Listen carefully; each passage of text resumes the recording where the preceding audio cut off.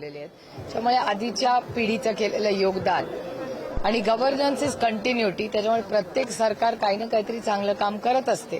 त्याच्याबद्दल त्यांनी सविस्तर त्यांच्या भाषणात आणि पुढचा भारत कसा असावा असं एक प्रधानमंत्र्याच्या नात्याने त्यांनी आज जे काही सांगितलं ते आपण सगळ्याच देशवासियांनी आज ऐकलंच असेल. 1 कोटी तरुणांना यायचं प्रशिक्षण देणार, कौशल्य प्रशिक्षण देणार.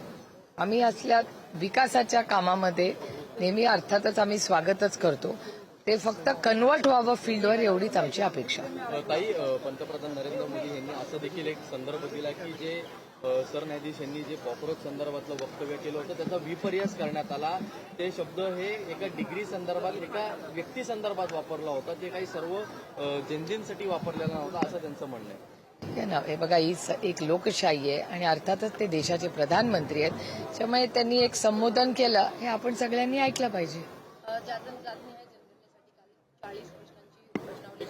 जाहीर करण्यात आलेली आहे तुमचं काय म्हणणं, कारण की त्याचं म्हणणं आहे की त्याच्यामध्ये नीट प्रश्न जे आहेत दिले गेले नाहीत आणि आम्ही कालच ही माहिती, बाकीच्या राज्यात काम सुरू झालेलं आहे, महाराष्ट्रात अजून काम सुरू झालेलं नाही. मी स्वतः काल आमच्या जिल्ह्यातल्या कलेक्टरांना फोन केला होता ह्याचा पाठपुरावा करण्यासाठी की नक्की काय. तर कलेक्टरांकडून माहिती आल्यावर महाराष्ट्र राज्यात ती कशी राबवली जाईल याची माहिती 1-2-4 दिवसात आमच्याकडे येईल, तेव्हा सविस्तर तुमच्याबरोबर आम्ही ती शेअर करू. त्यासोबत पंतप्रधान नरेंद्र मोदी यांनी महिला आरक्षणासंदर्भात देखील आता सर्वपक्षीय नेत्यांकडे मागणी केली आहे की या बिलसाठी सर्व पक्षांनी आम्हाला मदत करावी.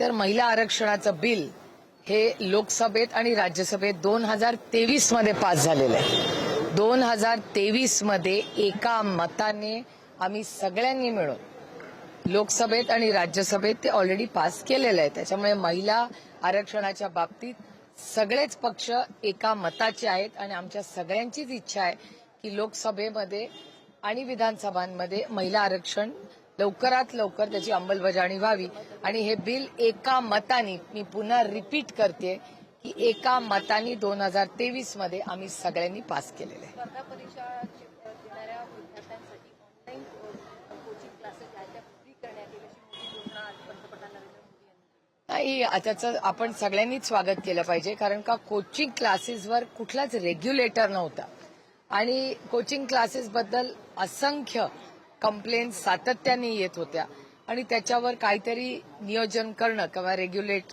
करणं हे अतिशय गरजेचं होतं. मुलं कॉलेजमध्येच जात नव्हती पण क्लासेसला जात होती. त्यामुळे खूप मोठा बदल हा त्याच्यातून व्हावा, त्याचं क्लोज मॉनिटरिंग व्हावं आणि एकही पेपर आता फुटू नये एवढीच आमची अपेक्षा.